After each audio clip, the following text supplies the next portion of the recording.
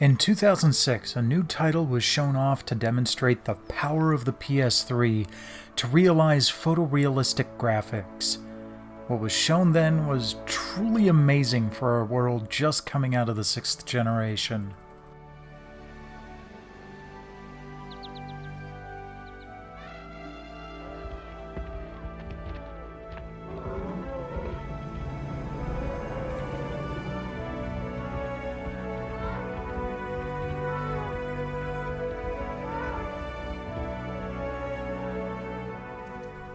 Afrika took another 3 years to reach North America, releasing 10 years ago in October of 2009, and it did not disappoint. The graphics on display put nearly every other PS3 game to shame, aside from perhaps LA Noire and the Uncharted series. You mind telling me what the hell is going on? The premise is very similar to Pokemon Snap in that you're on safari taking pictures of exotic wildlife. Afrika takes it several steps further in both gameplay and realism. You're a wildlife photographer working for a journal. As you take photos and send them back, you'll earn cash you can use to upgrade your equipment. Being a Sony computer entertainment game, all the cameras seem to be Sony branded, starting you off with a loaner called the Tsitsi before moving along to the A100, Sony's first digital SLR camera, and working up from there. This isn't just a cosmetic change either. You can easily see the change in photo quality after an upgrade, and there are all the f-stops and shutter speeds for you to play with as much as you care to, for you real photography buffs out there.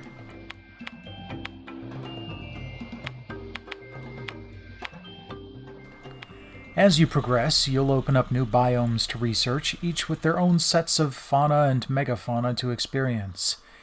You do have limited storage on your in-game laptop's hard drive, but the good news here is that you can archive your favorite shots to the PS3's hard drive.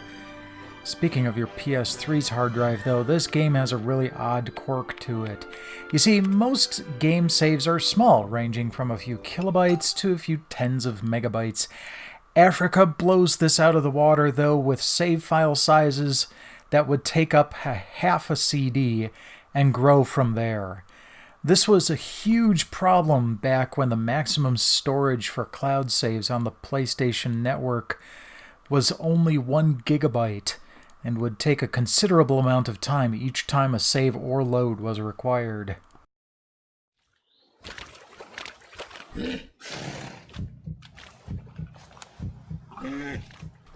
That said, you can't argue with this chill experience. There's really no way to die. And taking photos here is just about as good as you might get from a visit to the zoo.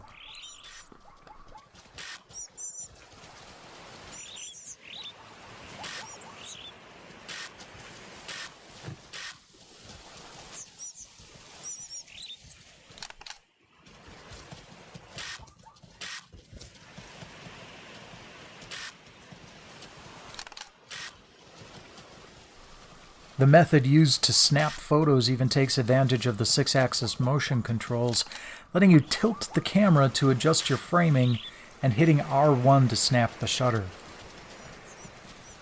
Afrika is kind of a hard game to find, but it's not pricey. I'd highly recommend it if you're an animal lover or a photography buff, or just looking for one of the more unique and graphically impressive games on the PlayStation 3.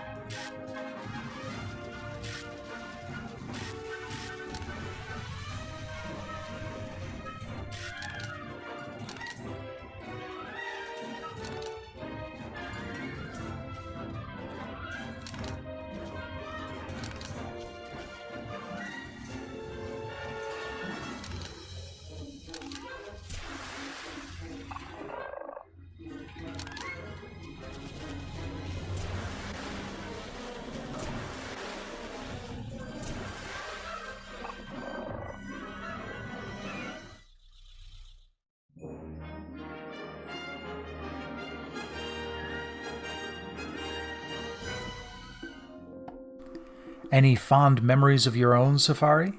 Got some photos to share? Comment here or tag your photos on Twitter with hashtag TUAfrica or just my handle at TesseractUnfold to let me have a gander. Meanwhile, like, subscribe, spread the word, and I'll be back here with you again next week.